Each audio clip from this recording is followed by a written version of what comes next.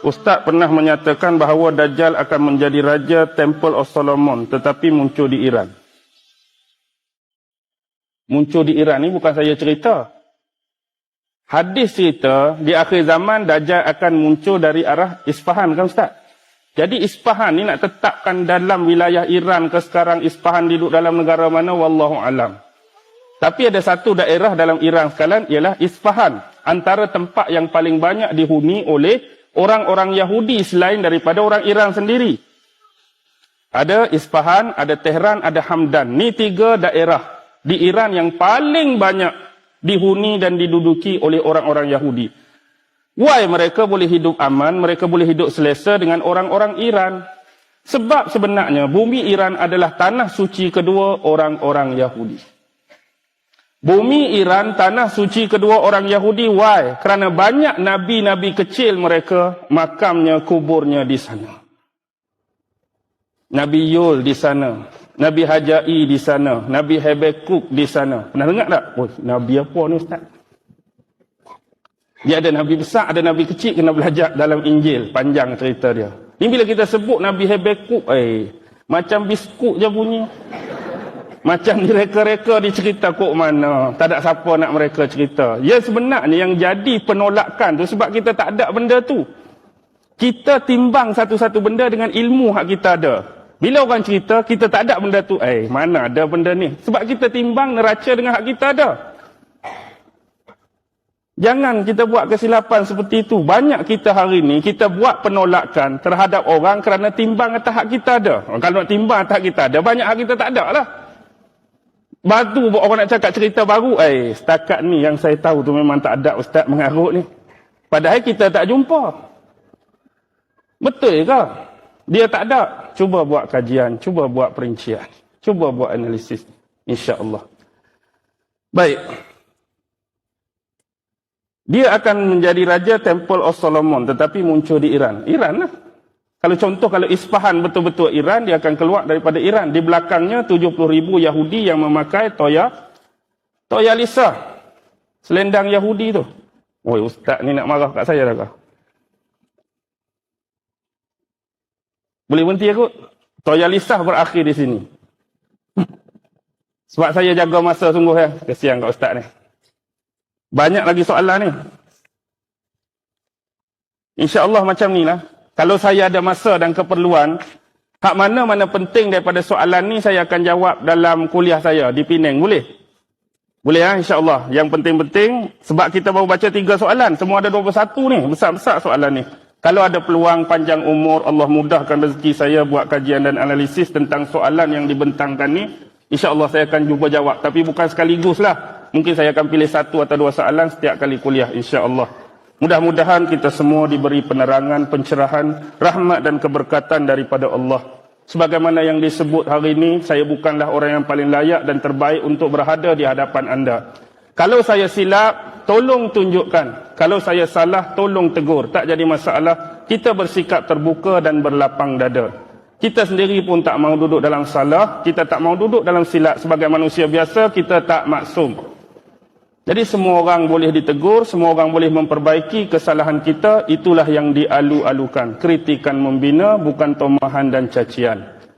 Baik, akhir kalam, apa yang baik datang daripada Allah, apa yang lemah dan kurang datang daripada diri saya sendiri. Saya mohon ampun dan maaf sekiranya dalam dialog kita tadi ada kelemahan, ada kecacatan, tidak bermaksud untuk menghina dan menafikan kelebihan ataupun kekurangan sesiapa.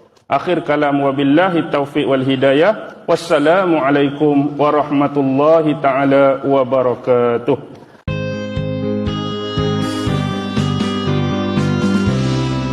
Pasir bekas tapak kaki kuda Jibril tadi. Lalu Nabi Musa pun menyampaikan amanah. Oh, isyak dah ke? Isyak dah? Oh, baru duk tak habis mana lagi cerita ni. Baik, tak apa. Kuliah last, biasalah tak? Tak apa balik lambat kan? Okey. Baik.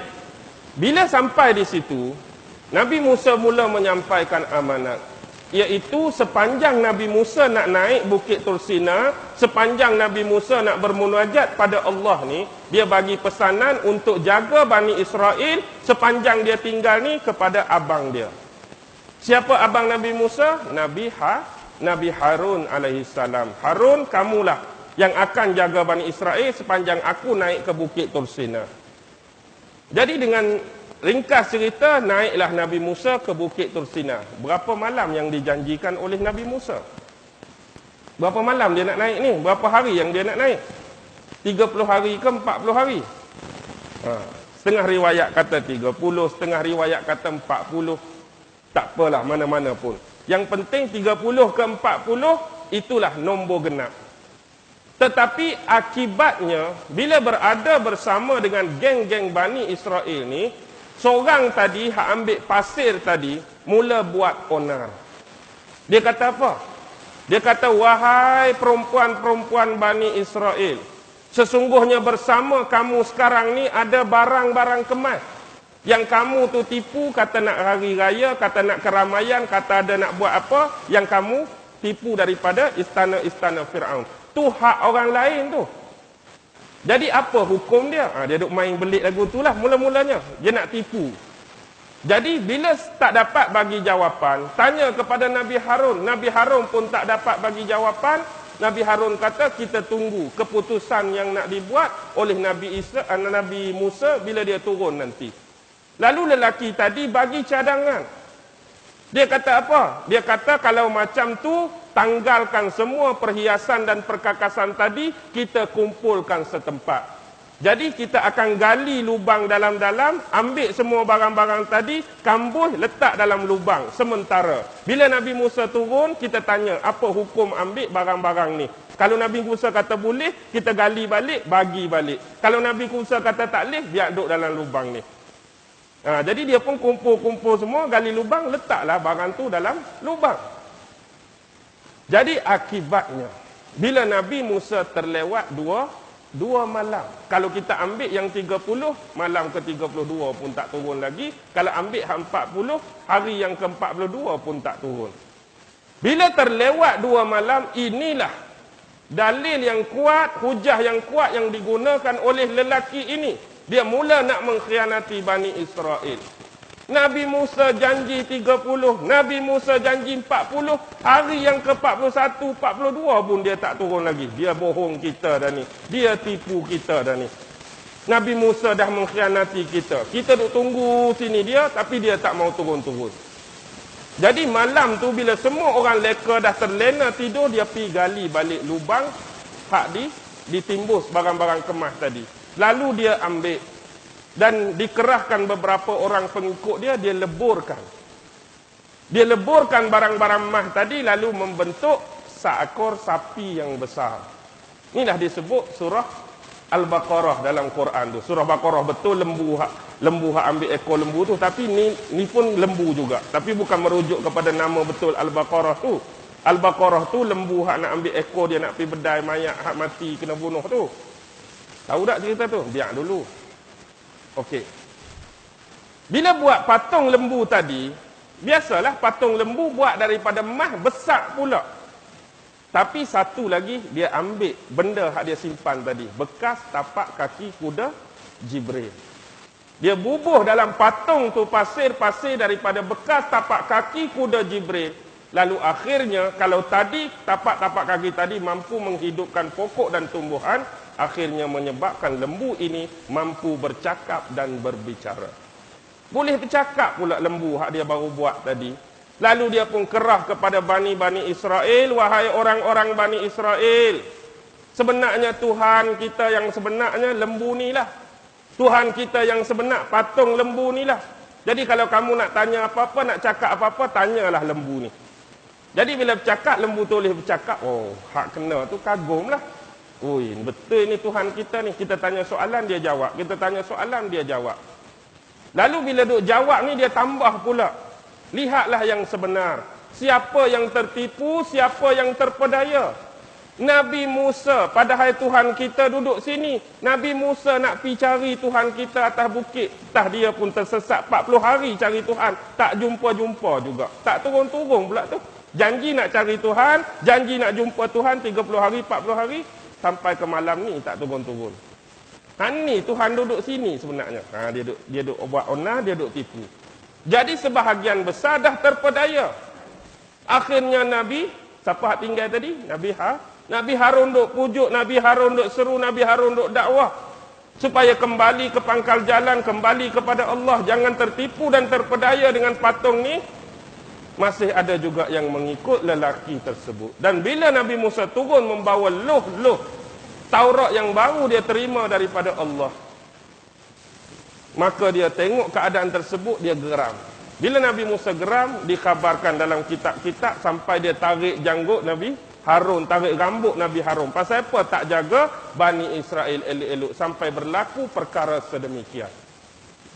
Lalu Nabi Musa ambil patung lembu tadi, dia bakar, dia hancurkan, dia leburkan, kemudian dia buang di mana tempat tadi Firaun tu? Di sungai Nil, di Teluk Suez. Kemudian dia halau lelaki tersebut daripada kumpulan dia. Dan inilah kisah penghalauan pertama, kisah pengusiran pertama. Seorang lelaki yang diberi gelaran Samiri. Inilah Samiri. Nabi dan Rasul Musa, nama Samiri pun Musa juga. Takdir sama. Hatu Musa Nabi Allah, hak ni Musa Samiri. Kenapa Samiri? Sebab dia berasal dari negeri Samarra, Iraq.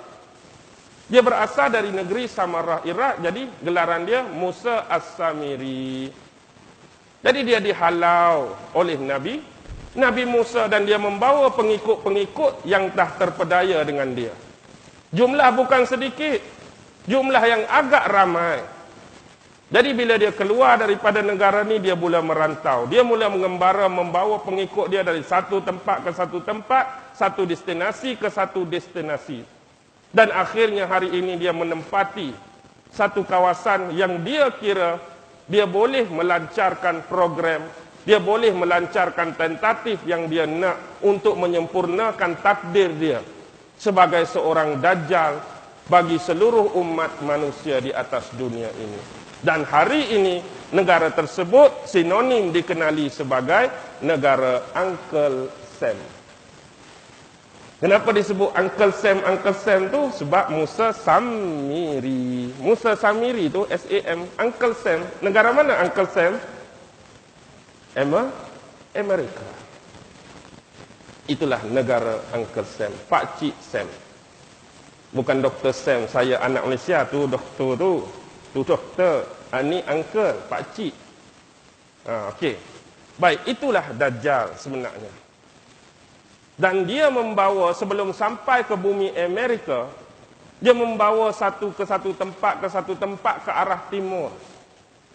Bila sampai di satu kawasan, di kawasan yang wujud pada waktu tersebut, yang dia nak cari manusia untuk ditipu, yang dia nak cari manusia untuk diperdaya, mestilah tamadun-tamadun yang sudah muncul.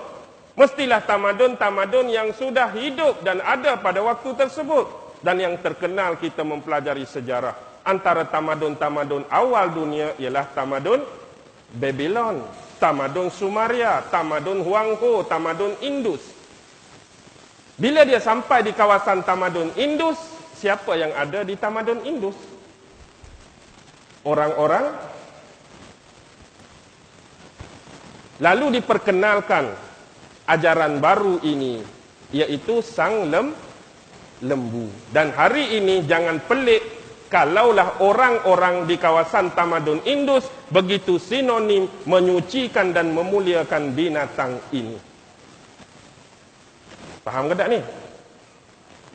Kenapa tak ada binatang lain? Buat beruk ke, buat kera ke, labi-labi ke, penyu ke? Pasal apa mesti lembu? Sebab sejarah peradaban dunia sebelum zaman Nabi Musa lagi, memang orang-orang wasaniyah, orang-orang penyembah berhala ni memang menyembah patung lembu. Sebelum Nabi Musa lagi, kalau hak jenis geng-geng sembah berhala ni sembah patung lembu. Jadi tradisi ini diteruskan oleh Samiri dan dia singgah di satu tempat ke satu tempat membawa agenda ini. Membawa agenda ini. Kalau tak cukup dengan agenda ini, tak mampu diterima oleh penduduk setempat, dia menukar watak. Kadang-kadang tak mampu untuk diterima satu-satu tempat dengan lembu, maka dia tukar kepada binatang lain pula. Dan hari ini, dengan agama Hindu tak cukup dengan lembu. Dia buat apa? Ular tedung. Pi agama Buddha, dia buat apa? Raja monyet, tahu raja monyet? Kisah raja monyet dalam agama Buddha. Monyet lah, ada binatang tu lah, ada binatang ni lah, macam-macam binatang. Dari sudut berhala-berhala atas nama binatang yang diwujudkan dan dimunculkan oleh Dajjal. Tetapi apapun, yang pasti dia tak akan meninggalkan teras asas ini, iaitu Trinity. Sebab Trinity adalah konsep mutlak kemusyrikan kepada Allah. Itulah tujuan asal. Dia ini disembunyikan dan dia akan dibangkitkan membawa asas ini, iaitu memusyrikkan sebanyak mungkin manusia-manusia yang masih ada, manusia-manusia yang masih bersisa di atas muka bumi. Dengan bahasa lain, memalingkan mereka daripada jalan Allah yang sebenar.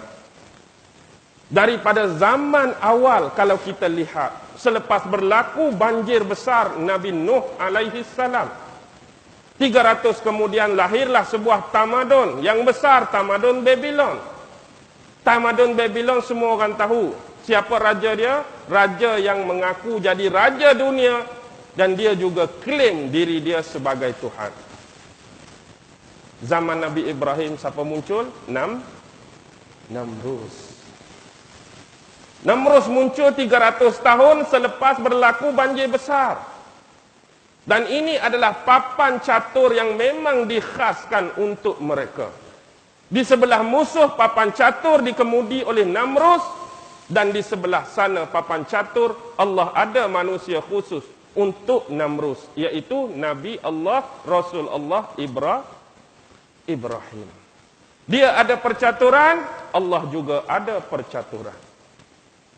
Jadi yang inilah mengaku menjadi Tuhan bagi manusia pada waktu tersebut. Dan dia nak dia dianggap sebagai raja dunia. Dan hasilnya lahir Trinity pada waktu tersebut. Dia nak suruh orang anggap dia sebagai Tuhan, iaitu Namrus. Anak dia siapa? Tammuz, juga sebagai anak Tuhan.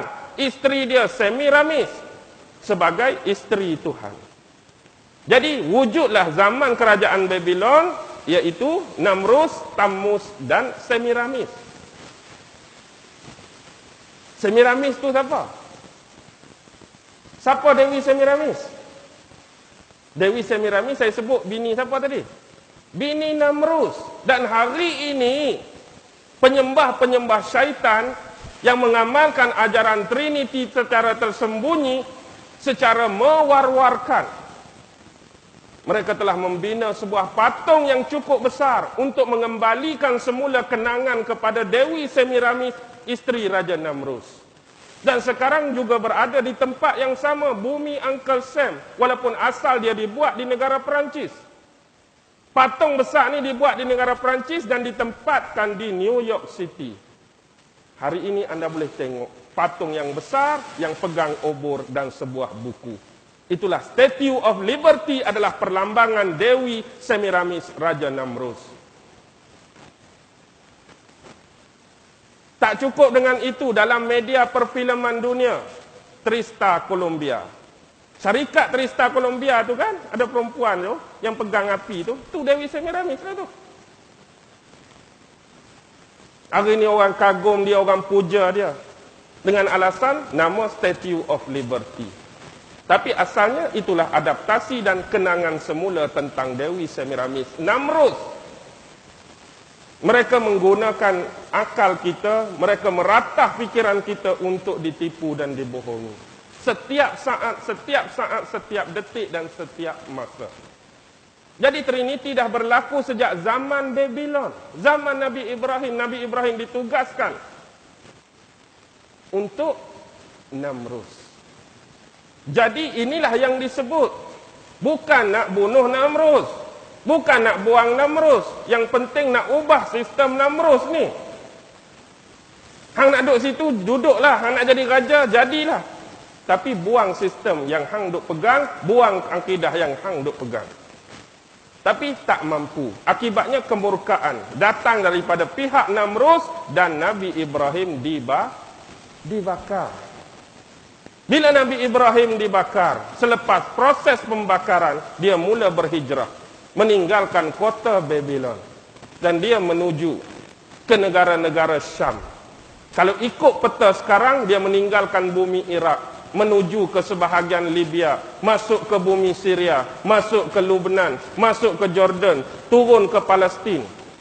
Bumi Israel sekarang, kemudian dia masuk sekejap ke Mesir untuk berlaku proses mendapatkan Hajar tu, balik semula ke Palestin, meninggal di sana.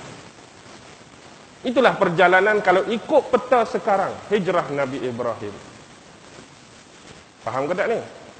Okey. Kita ambil tiun agama lain sebagai contoh. Zaman Nabi Musa, Fir'aun, sama juga sifat dia. Mengaku sebagai Tuhan juga. Tapi papan catur kali ini bertukar dah mastermind dia. Kalau dahulu Namrus, sekarang Fir'aun. Belah sana dah wafat, belah sana dah meninggalnya Nabi Ibrahim. Allah caturkan siapa pula? Nabi Musa. Hakikatnya timbullah Tuhan-Tuhan Fir'aun. Pada awalnya Tuhan Ra, Tuhan Isis, Tuhan Osiris. Trinity masih terus kekal. Sampai dalam agama Yahudi selepas Nabi Musa pun timbul Tuhan Yehwah. Yehwah tu Yahuwah Allah. Tuhan Sephiros, Tuhan Sheshinah. 3. Trinity wujud dalam agama Yahudi. Dalam agama Kristian, lagilah Tuhan Allah, Tuhan Anak, siapa? Nabi Isa, Ruhul Kudus. Trinity. Masuk dalam agama Hindu, Brahman. Dewa Siva, Dewa Vishnu. Trinity. Masuk dalam agama Buddha, Buddha Gautama, Buddha Amitabha, Buddha Maitreya. Trinity. Semua Trinity. Masuk bab Syiah. Dia tak boleh dah nak kawal Islam, tak mampu. Kita ambil serpihan Islam. Kita buat Syiah. Akhirnya menuhankan Ali, menuhankan Hasan, menuhankan Husin. Trinity. Jadi mana tak ada Trinity? Semua ada Trinity. Kecuali Islam tak mampu. Kerana apa? Bahkan dalam sejarah tak pernah kita dilupakan. Sejak zaman Nabi-Nabi dan Rasul terdahulu, setiap mereka pasti mengingatkan kaum dan bani masing-masing akan fitnah Dajjal. Tak berhenti, tak putus setiap Nabi dan Rasul peringat dekat bani dan kaum masing-masing tentang fitnah Dajjal. Hakikatnya, seorang Nabi dan Rasul pun tak pernah meninggalkan sebarang wasiat. Tak pernah pun meninggalkan sebarang pesanan. Apakah bentuk protek, apakah bentuk defense, apakah bentuk pertahanan untuk umat masing-masing. Kecuali Nabi Muhammad. Nabi Muhammad dah berbicara dengan sahabat. Kalau Dajjal ini muncul sewaktu aku masih hidup, akulah yang akan jadi pertahanan bagi kamu. Aku akan defend kamu, aku akan protect kamu. Tetapi di dalam tentatif dan agenda perkiraan Allah pada peristiwa akhir zaman, Dajjal ditakdirkan keluar selepas kewafatan Nabi Muhammad. Kalau dia keluar zaman Nabi Muhammad, maka lingkup dia. Dan satu lagi, memang Allah tak nak dia keluar semasa zaman Nabi Muhammad. Allah nak agenda dakwah Nabi Muhammad berjalan lancar sebagaimana yang Allah tentukan tanpa gangguan Dajjal. Kamu nak ganggu, lepas Nabi wafat. Kamu nak kacau, lepas Nabi meninggalkan umat dia. Dan hasilnya tidak sebagaimana Nabi dan Rasul lain, Nabi meninggalkan satu pesanan, yaitu surah protector from Dajjal, surah Al-Kahfi. Pada hari ini berapa ramai di antara kita yang mengamalkan surah Kahfi setiap kali hari Jumaat? Sesiapa yang membaca surah Al-Kahfi pada hari Jumaat, maka Allah akan menyinarkan cahaya untuknya sampai Jumaat yang akan datang. Yang kita baca lah ni Yasin malam Jumaat. Tak salah baca Yasin malam Jumaat. Tak jadi bid'ah pun baca Yasin malam Jumaat. Kalau kita niat dan iktiqadkan apa yang kita baca tu kalam Allah. Niat apa yang kita baca tu firman Allah. Niat apa yang kita baca tu ayat-ayat Allah, dia dapat pahala. Bacalah surah apa pun. Kita baca Yasin pun kalau itu niat dan i'tiqad, baca ayat Allah dapat pahala. Yang jadi bid'ahnya bila kita beriktikad baca Yasin malam Jumaat 1000 pahala lebih daripada orang lain. Baca Yasin malam Jumaat 1,000,000 pahala berbanding baca Yasin malam lain. Itu hak mengarutnya. Nah, kalau kita niat nak baca Quran, tapi bila dah keadaan dah genting dan terdesak seperti ini, cuba ubah dan cuba tukar. Sekalipun susah ustaz, dah jadi darah daging saya dah Yasin malam Jumaat. Malam Jumaat ni baca Yasin. Malam Jumaat depan try lah baca Kahfi. Baca Jumaat depan Yasin, Jumaat depan Kahfi. Kalau payah sangat nak tinggal. Kalau rajin sangat lepas baca Yasin baca Kahfi, tu kalau rajin sangat. Ataupun malam-malam baca Yasin, aku baca pagi surah Al-Kahfi, malam aku baca Yasin, tak jadi masalah pun. Sebab Quran ayat Allah, firman Allah, tak ada limit masa, tak ada limit tempat. Bila-bila masa boleh baca, mana-mana tempat boleh baca, kecuali tempat yang dimakruhkan, tempat yang diharamkan. Mentang-mentang nak baca, tengah pun, tak boleh kena baca surah Al-Kahfi, tak payahlah itunya. Rajin sangat. Lepas sudah tu, barulah sambung balik. Nak cakap rajin sangat. Baik. Faham? Okey, ini protector. Tapi berapa ramai yang mampu meneropong dan menerobos rahsia-rahsia yang tersembunyi di sebalik pertahanan ini. Hari ini ramai yang baca surah Al-Kahfi. Hakikatnya soalan muncul, satu kalimah, satu perkataan Dajjal pun tak pernah keluar dari surah ini. Dah cek betul-betul ustaz, dah perhati betul-betul, buat analisis, satu kalimah Dajjal pun tak ada dalam surah Al-Kahfi. Kalau kalimah Dajjal ada dalam surah Al-Kahfi, senang. Senang untuk orang Islam dan senang untuk musuh Islam lancarkan pergerakan mereka. Lihatlah kepada individu-individu yang Allah sembunyikan. Nabi Isa, yang Allah sembunyikan Imam Mahdi, yang Allah sembunyikan Dajjal. Semua datang dalam bentuk ayat-ayat yang hidden. Ayat-ayat yang disembunyikan dan tersembunyi. Hadis-hadis Nabi yang mempunyai pemahaman yang saling bercanggah. Kadang-kadang macam ni, kadang-kadang macam ni, kadang-kadang macam ni, kadang-kadang macam ni. Kalau senang, agak-agak senang tak mereka nak rancang pergerakan. Nabi dah cakap lepas pada ni lagu ni, lepas pada ni lagu ni, lepas pada ni lagu ni. Senang dan nyata mereka atur kita. Tapi bila mereka pun, baca hadis duk mana Imam Mahdi, sekejap kata kok ni. Baca ni, sekejap kata kok ni. Bukan saja kita pening, orang Yahudi Zionis pun pening nak cari. Dan nak cari dia kembali kepada turning point kita yang pertama. Selagi anda tak memahami kelima-lima disiplin minda dan pola berfikir awal tadi, sampai bila pun kita tidak akan dapat menerobos rahsia protector of surah Al-Kahfi. Dalam tu dah jelas semua peristiwa-peristiwa adalah menggambarkan tentang Dajjal dan akhir zaman.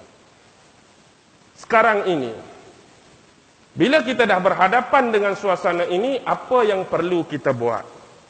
Kembali kita tengok Bukit Tursina tadi. Bukit Tursina adalah gambaran dihalaunya Uncle Sam. Tempat pengusiran dia. Dan hari ini dendam ini perlu dibalas. Dendam ini perlu dilunaskan. Bumi mana? Bumi Mesir. Dan hakikatnya, apa yang berlaku kepada Mesir sekarang? Apa yang dah berlaku kepada Mesir? Itulah agenda, itulah pakatan untuk melunaskan kembali dendam lama di bumi inilah beliau pernah diusir dan dihalau oleh Musa dahulu. Dan hari ini dia dah memporak-perandakan bumi ini dengan selama-lamanya. Dan satu lagi peringatan, bila Nabi Isa turun nanti, akan keluar satu lagi makhluk Allah yang nama dia Ya'jujun wa Ma'jujun. Kerana terlampau banyak bilangannya, terlampau ramai jumlahnya, sampai Nabi Isa pun tak mampu untuk menahan pergerakan dan aliran mereka, yang akhirnya Nabi Musa membawa pengikut-pengikutnya yang terdiri daripada kalangan orang-orang Islam dan beriman ke satu tempat. Anda tahu tempat tersebut? Tempat yang sama, Bukit Tursina. Nabi Isa akan membawa orang-orang Islam yang masih bersisa dan beriman ke Bukit Tursina, tempat menyelamatkan diri daripada serangan Ya'juj dan Ma'juj. Ini menguatkan lagi keutamaan dan kelebihan serta keistimewaan gambaran tempat persinggahan destinasi Nabi yang kedua. Di sinilah Nabi Isa akan berdoa kepada Allah, yang akhirnya dimakbulkan doa ini, lalu Allah mendatangkan penyakit ulat-ulat yang mula menggigit kerongkongan-kerongkongan Ya'juj dan Ma'juj, sehingga mereka ini akhirnya mati dengan serangan ulat-ulat dan virus tersebut. Sehingga membusuklah bumi ini dengan mayat-mayat dan bangkai daripada Ya'juj Ma'juj. Sekali lagi doa di pohon, sekali lagi doa dipanjatkan agar hujan turun, biar air hujan hak banyak ni pakai macam banjir lah, pakai pelari bagi nak cuci bumi balik. Busuk sangat dah bangkai Ya'juj Ma'juj ni. Poin yang sama, tempat yang sama. Okey, pergi ke tempat yang ketiga. Pukul berapa dah? Baru 8.40 dah. Okey. Nak lagi kan nak suruh berhenti? Kalau berhenti kena sambung tahun depan. On lagi ya? On lagi sikit. Boleh ya? Tok Imam tak apa? Okey. Baik. Tempat yang ketiga. Bumi Madian. Bumi Jordan adalah bumi Syam. Jordan adalah bumi Syam. Dan bumi Syam hari ini meliputi negara Israel. Syam adalah Jordan. Syam adalah Palestin. Syam adalah Lebanon, Syam adalah Syria, Syam adalah sebahagian Iraq, Syam adalah sebahagian Iraq, Syam adalah sebahagian Libya. Inilah disebut negara-negara Mediterranean Timur. Inilah negara-negara Mediterranean Timur. Dan bumi inilah yang menjadi saksi kepada peristiwa Malhamah Kubra. Apa dia Malhamah Kubra? Perang akhir zaman ataupun perang dunia yang ketiga akan berlangsung di bumi Syam. Dan sekarang lihatlah kepada rentetan peristiwa revolusi Arab Spring. Bila dia pergi ke satu negara yang nama dia Tunisia, begitu mudah beberapa ketika Tunisia tumbang. Dia berpindah ke negara Libya. Beberapa ketika, mungkin lebih lama dan lebih liat daripada Tunisia, akhirnya Gaddafi tumbang. Begitu juga bila dia pergi ke Mesir. Beberapa ketika mungkin lebih lama dan liat daripada Libya, akhirnya Hosni Mubarak tumbang dan jatuh. Akhirnya melarusi pilihan raya yang kononnya telus, akhirnya naiklah presiden baru yang amat-amat dinantikan dan didahagakan oleh rakyat, Presiden Morsi. Tapi bertahan lama mana, akhirnya Morsi juga diranapkan oleh mereka, lalu naiklah Jeneral As-Sisi yang berfahaman Syiah. As-Sisi itu fahamannya adalah Syiah. Jadi Syria, sampai hari ini Syria tak jatuh-jatuh. Paling liat, paling lama, kerana inilah bumi Malhamah Kubra. Akan tercetus perang dunia akhir zaman di sini. Dalam keadaan fitnah yang muncul ini, pelbagai gerakan muncul. Di sinilah timbulnya ISIS. Di sinilah timbulnya Jabhah Nusrah. Di sinilah timbulnya pejuang-pejuang Islam yang lain. Sampai hari ini umat Islam keliru. Hak mana pejuang yang betul-betul di atas jalan sunnah wal jamaah. Hak mana pejuang di atas jalan aliran Wahabi. Hak mana pejuang di atas aliran Syiah. Hak mana pejuang jalan selain daripada agama Islam. Jadi kita pun keliru. Bila dengar orang-orang duk cerita, bila dengar orang-orang duk ceramah, ISIS ni bagus, cuma diselewengkan. Ada pula orang kata ISIS ni memang agenda Yahudi, memang agenda Zionis. Kita pun jadi keliru. Sebab itu, saranan saya, mungkin kepada Kementerian Pertahanan, kita ni orang kecil, siapa nak dengar suara dan pendapat kita. Tapi kalau ada yang berkelayakan dan integriti, salurkan. Sepatutnya, kita menerusi Kementerian Pertahanan. Kita lantik seorang pegawai kita yang kita rasakan sesuai. Buat perisikan di sana, jadi spy di sana, mungkin orang biasa ke apa, lihat suasana sebenar. Maksudnya hantar pegawai ni tengok suasana sebenar yang berlaku di Syria. ambil analisis, ambil data, ambil apa, maklumat tu dapat, kita tahu suasana yang berlaku, balik cerita kat rakyat kita. Maksudnya kumpulan ni lagu ni, kumpulan ni lagu ni, kumpulan ni lagu ni, hak mana betul, hak mana salah, hak mana keliru, hak mana silap, jelas. Dan ini kita pun tak tahu. Abang tahu hak mana betul, hak mana benar sekarang? Tak tahu. Abang tahu? Tahu. Siapa pun tak tahu, keliru. Saya pun tak tahu. Tu ni tahu, tak tahu, dia jadi macam apek pula dah. Apek pasir bekas tapak kaki kuda Jibril tadi. Lalu Nabi Musa pun menyampaikan amanah. Oh, isyak dah kan? Isyak dah? Oh, baru duk tak habis mana lagi cerita ni. Baik, tak apa. Kuliah last, biasalah tak? Tak apa balik lambat kan? Okey. Baik. Bila sampai di situ, Nabi Musa mula menyampaikan amanat. Iaitu sepanjang Nabi Musa nak naik Bukit Tursina, sepanjang Nabi Musa nak bermunajat pada Allah ni, dia bagi pesanan untuk jaga Bani Israel sepanjang dia tinggal ni kepada abang dia. Siapa abang Nabi Musa? Nabi Harun alaihi salam. Harun, kamulah yang akan jaga Bani Israel sepanjang aku naik ke Bukit Tursina. Jadi dengan ringkas cerita, naiklah Nabi Musa ke Bukit Tursina. Berapa malam yang dijanjikan oleh Nabi Musa? Berapa malam dia nak naik ni? Berapa hari yang dia nak naik? 30 hari ke 40 hari? Setengah riwayat kata 30, setengah riwayat kata 40. Tak apalah, mana-mana pun. Yang penting 30 ke 40, itulah nombor genap. Tetapi akibatnya, bila berada bersama dengan geng-geng Bani Israel ni, seorang tadi, hak ambil pasir tadi, mula buat onar. Dia kata apa? Dia kata, wahai perempuan-perempuan Bani Israel, sesungguhnya bersama kamu sekarang ni ada barang-barang kemas. Yang kamu tu tipu, kata nak hari raya, kata nak keramaian, kata ada nak buat apa, yang kamu tipu daripada istana-istana Fir'aun. Tu hak orang lain tu. Jadi apa hukum dia? Dia duk main belit lagu tu lah mula-mulanya. Dia nak tipu. Jadi bila tak dapat bagi jawapan, tanya kepada Nabi Harun. Nabi Harun pun tak dapat bagi jawapan. Nabi Harun kata, kita tunggu keputusan yang nak dibuat oleh Nabi Musa bila dia turun nanti. Lalu lelaki tadi bagi cadangan. Dia kata apa? Dia kata kalau macam tu, tanggalkan semua perhiasan dan perkakasan tadi, kita kumpulkan setempat. Jadi kita akan gali lubang dalam-dalam, ambil semua barang-barang tadi, kambuh, letak dalam lubang sementara. Bila Nabi Musa turun, kita tanya, apa hukum ambil barang-barang ni? Kalau Nabi Musa kata boleh, kita gali balik, bagi balik. Kalau Nabi Musa kata tak boleh, biar duduk dalam lubang ni. Jadi dia pun kumpul-kumpul semua, gali lubang, letaklah barang tu dalam lubang.